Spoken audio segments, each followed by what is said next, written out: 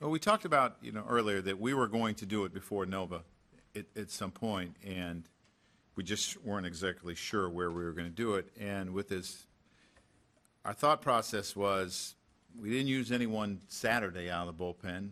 We didn't use a whole lot on Sunday, so this might be as fresh as our bullpen's going to be in the next couple of days. So let's do it today. So the rotation thereafter, everybody just pushed Falls back a day? into line, yeah. With Mitchell, you had talked about how you feel as though he's made strides. He's been in the bullpen for the most Correct. part. How do you think he transitions back to being a starter now? When did you give him the news? How was he able to prepare? After the game last night is when we made the decision. We weren't sure what we were going to have to use yesterday, so we couldn't really make a decision. And so we told him on the airplane. We talked about it after the game, and then we talked about it a little bit more on the airplane, told him on the airplane. How much distance do you think he can give you? I think he can give us 85 pitches. I feel pretty good. On Tuesday he threw 60.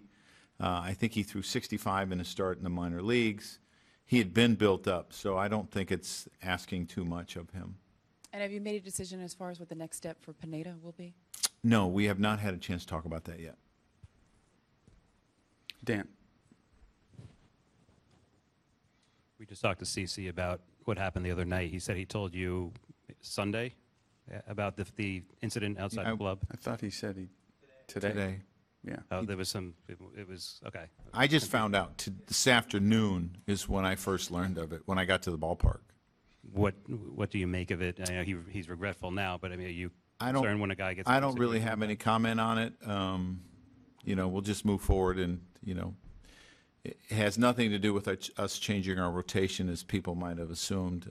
Like I said, I was just made aware of it today. Anthony. Joe, does he face potential discipline from the team? I don't have any comment. Who else? Chad? You may not be able to answer, but would Pineda pitching in the big leagues next, is that on the table, or are you just deciding? When I'm not sure. We haven't had a chance to sit down and talk about it. He just got back today. I'll sit down and talk with Larry and Brian and our training staff and all the people involved. So, I also said, too, that sometimes things are based on need. But we haven't had a chance to decide what we think is best for him individually. Also, we saw before how few at-bats Garrett Jones had in this sort of backup first base role. Do you have a plan or any thought of how you're going to use Greg Bird going forward? It's a different kind of player, obviously, than right. A veteran. I'll use him some day games after night games, I think, or if I feel that Tex needs a day, or if I feel that Alex needs a day, I can use him in that situation. Sweeney. Joe, you've got 2 weeks until September 1st. Is that going to affect how much you need a sixth starter? If you call up extra bodies, will that eliminate the need to, you'll have a lot more arms in a bullpen? Doesn't matter, or you still need a sixth guy at some point in September? Well, I know we have another long stretch. I think really that all depends on how hard the starters are worked and how they're feeling at the time that we decide if we need a sixth starter. I just kind of felt with the way we pushed Nova and Tanaka, and Nova taking that ball off his finger, even though I don't really think it affected him a whole lot, I just thought the extra day would probably help, being a Tommy John guy.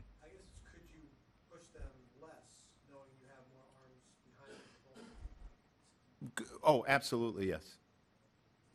Eric.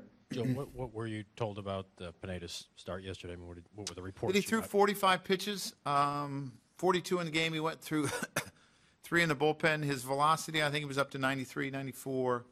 I know Michael didn't feel that his slider and changeup were as sharp as they had been in the past. I saw some of his comments. But we haven't had really a good chance to sit down and talk to him. And as I've said all along, I don't make too much of minor league starts for big league players. My biggest concern is they come out healthy. Joe?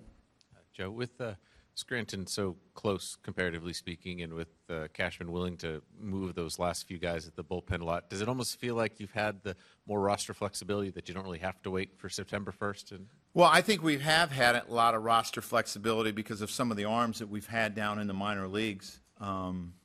We've had 15 guys make their major league debut. That doesn't happen every year. And a lot of that has been pitching. Some of it has been outfield play, as you know, too. But we've had decent flexibility, and these guys have helped us and saved our bullpens a lot of time.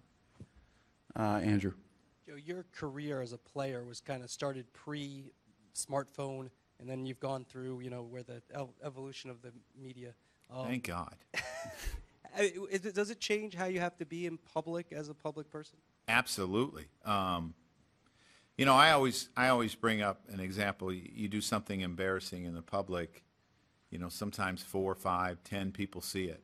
Now, it's instantly uploaded and millions of people see it, and the pressure that people are under and the embarrassment that people are under make it very difficult. When you're out in public, everything's fair game. So whatever you do has a chance to be posted on the internet. So I think your behavior, you have to be more careful today than you've ever had to be. Grace. And that's in Jason's video. Yeah. Not baseball related, but it is Hope Week. You guys Yes. have Chris Singleton in here today. Did you get any time to spend with him today? What are your impressions? We will. of the story? He will go through batting practice with us. I believe he is in the first group. I'm looking forward to it. Obviously, it's an amazing young man that has had to deal with a lot of sadness recently in his life, but has chose the high road and the importance of love. So I'm anxious to see him. He'll be in Girardi's group, who's also from Charleston, which I think is kind of neat. And you never know. Maybe he'll be here in a couple of years on an everyday basis. Fact. Just touch on what you just said. I mean, does it make your job as a manager kind of constantly evolve? That, I mean, imagine that you don't feel like it's part of your job description to tell 35, 36-year-old people how to behave in public. But, I mean, sometimes you just almost feel like you have to just remind people it is different, and you have to, you just have, as uncomfortable as it might be, you just have to be different than it was 10 years ago. Well, I think you have to be prepared that at times something can happen and you're going to have to deal with it. But you try to remind your players all the time. Everything is fair game. So there is no privacy in this world anymore. There isn't. Anything that happens. I mean, even team meetings, it's hard to have privacy today. And you strive for that. But you try to remind players as much as you can. You have to watch your behavior and what you say.